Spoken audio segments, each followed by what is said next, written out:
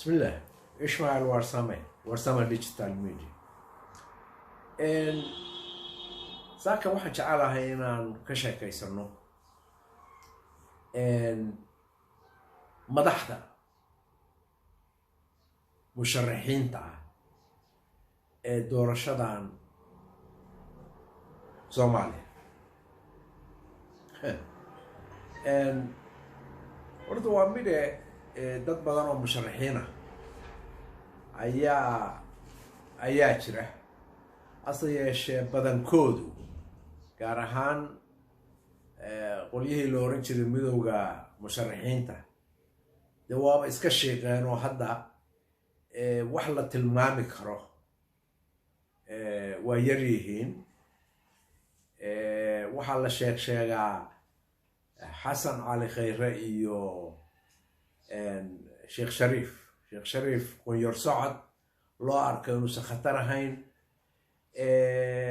ninka la yiraahdo xasan cali khayre oo aad moodid inuu beesana haysto, aad moodid dadna inuu soo saartay gaar ahaan kuwa maaragtay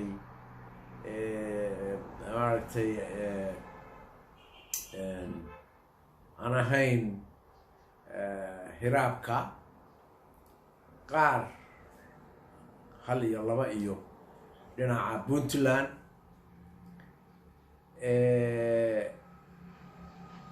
xalkiisu halkaasuu marayaa. xiriiro dibaddana waa uu leeyahay ilaa heer hase yeeshee waa nin junior ah oo aan saas yani culays weyn u lahayn, ayna adag tahay inuu noqdo madaxweynaha Soomaaliya.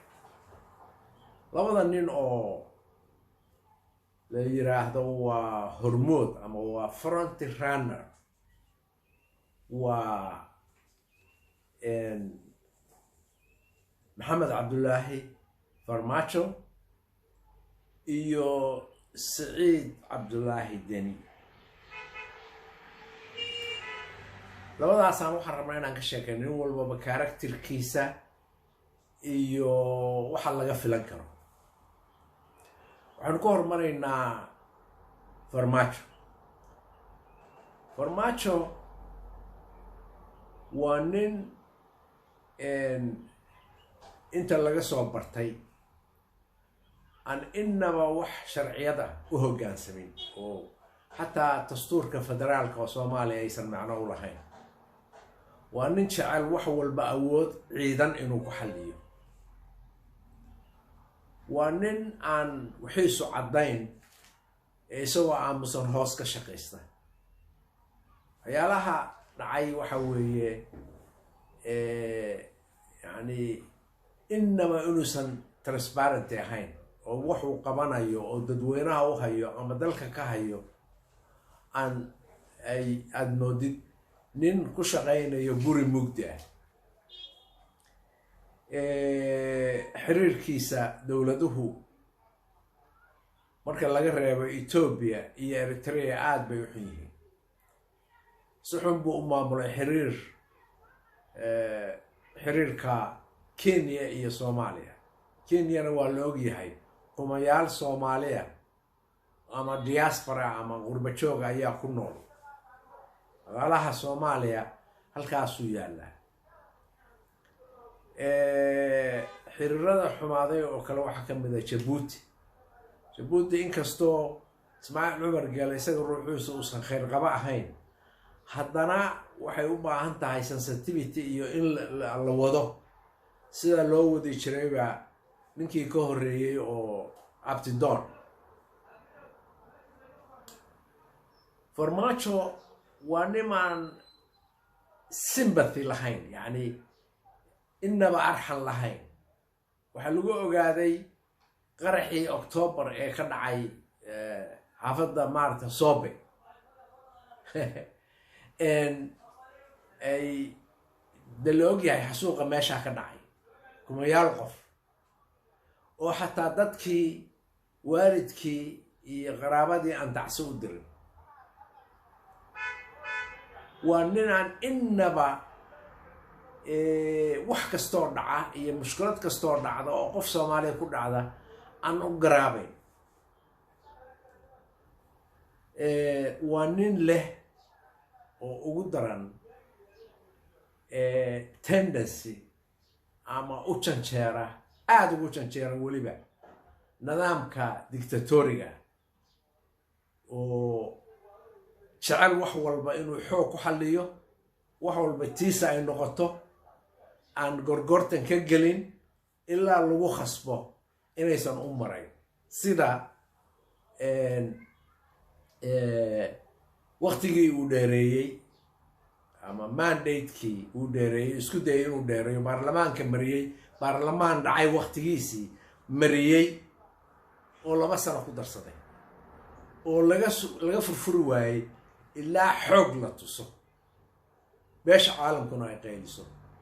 ninkaasoo awood yeesha oo ciidamo badan samaysta yani maxaa ka sugaysaa waxay noqonaysaa in laga furfuri waayo madaxnimada Soomaalida ilaa uu ku dhinto horta waa ninka noocaas ruuxaanta waxaan u arkaa inuu khatar ku yahay qaranka Soomaaliya xagga nabadgelyada xagga xasiloonida xagga dimuqraadiyeynta xagga sharciga ama sharciga la dhowro inuu khatar yahay waxaan aadaynaa dhankan iyo madaxweyne Siciid Cabdullaahi Dani Siciid Cabdullaahi Dani intaynu ka aragnay ama ka maqalay waa nin u baahan xakamaynta tababar xakamaynta xagga xanaaqa waxa la yiraahdo anger management course waa nin leh dabeecad wax walba yaqaan taas oo keentay inuu khaladaad badan galo Puntland gudaheeda tii lacagta tii boosaaso wixii baarlamaanka ka dhacay waxyaalahaas oo dhan waxay ku dhaceen wada tashi la'aan iyo diilag madax adeeg iyo diilag kureexana yes u baahan in la xakameeyo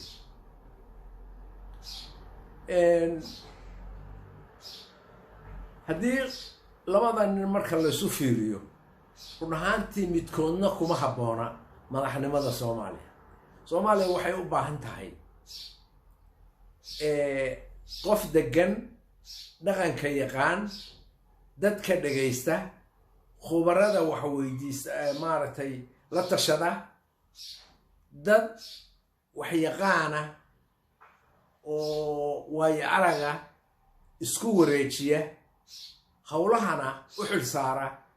dadka ku habboon meel marin kara qofkaas hadda musharaxiinta kama muuqdo musharaxiinta